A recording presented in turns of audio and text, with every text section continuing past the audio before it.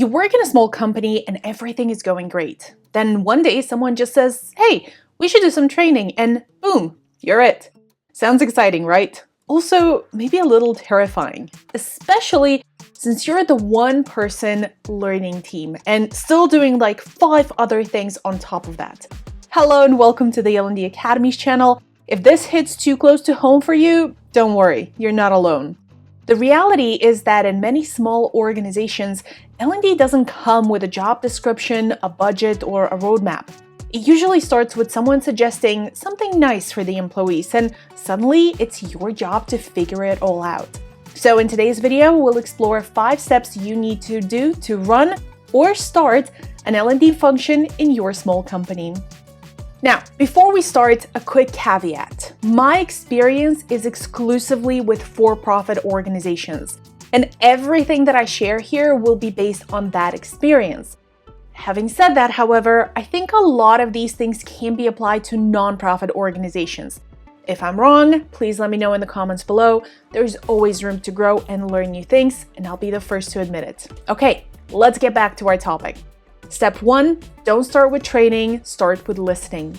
Before you open PowerPoint or Google leadership training templates, talk to people. Really talk to them. Start with your founders, team leaders, or anyone in a people-facing role. Ask questions like, what's the biggest challenge your team is facing right now? What will help your new joiners ramp up faster? Where do you think people are struggling but might not say out loud? You'll soon start to notice themes. That's your starting point. Not what training do we need, but what are people trying to do and where are they stuck? Step 2, clarify the real needs. In the initial stages of your research, you're going to learn so many things. It's easy to get overwhelmed. So now it's time to ask, is training the answer or is the problem somewhere else? This is where we need to ask 2 questions. First, do employees have the knowledge and skills to do their job? And secondly, do they have the right attitude and motivation? In other words, do they have capability and do they have attitude? If we plot these 2 questions on a chart where attitude is on the x-axis and capability is on the y-axis, we get 4 possibilities. This is called the Performance Analysis Quadrant, or PAQ. Learning and development, and by extension training, only works in the specific situation when the employees are motivated and willing to do their jobs, but are lacking skills and knowledge. Maybe your sales team isn't missing skills, they're missing a clear process, or maybe new managers aren't bad at giving feedback, they're just afraid of upsetting people because no one told them it's expected. Before you jump into training mode, use the PAQ to dig into what's really going on. I talk more about this in another video, why your training fails and how to fix it, which you can check out on the screen and in the description. Step 3, pick one area and create a simple pilot. L&D doesn't have to start with a 12-month learning strategy. Start small. Pick one area that's business critical but relatively safe to test. Maybe it's onboarding, or improving team communication, or helping managers run better one-on-ones. Whatever you pick, make it lean. Think short checklists for new joiners, a 45-minute Zoom session on setting expectations, or a buddy system for cross-team shadowing. Get it out there, ask for feedback, and make it better next time. That's how you build momentum. By the way, we have a great video on the principles of design thinking, which can be super helpful here. Check it out at the link on the screen and the description. Step 4, make it visible and useful. When you're designing learning experiences, it can be easy to get bogged down in the details and completely forget about the rest of the world. Please don't do that. Don't keep your work behind the scenes. Pull back the curtain a bit. Explain what you're doing and why it matters. Bring in managers and key stakeholders into the loop.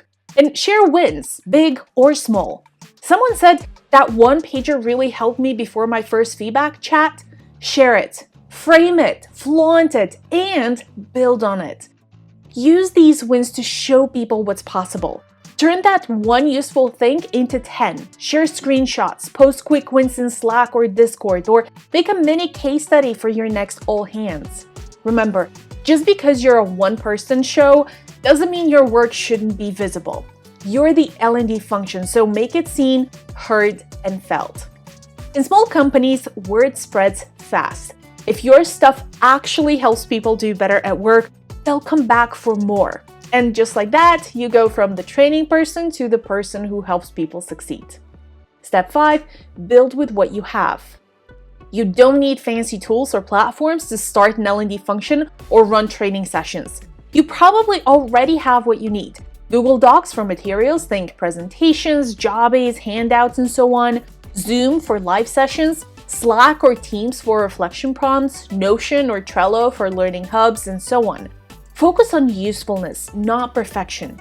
Test, tweak, and keep going. Starting an L&D function from scratch can feel like standing at the bottom of a mountain with no map. But here's the truth. You don't need a map to take the first step. In small companies, L&D is about solving real problems, not building shiny programs. So, start where people are struggling. Solve one thing well, then another, then another. And that's how you build L&D that matters. One useful, scrappy, human-centered step at a time. If you want to learn more about L&D, check out this video right here, and I'll see you in the next one.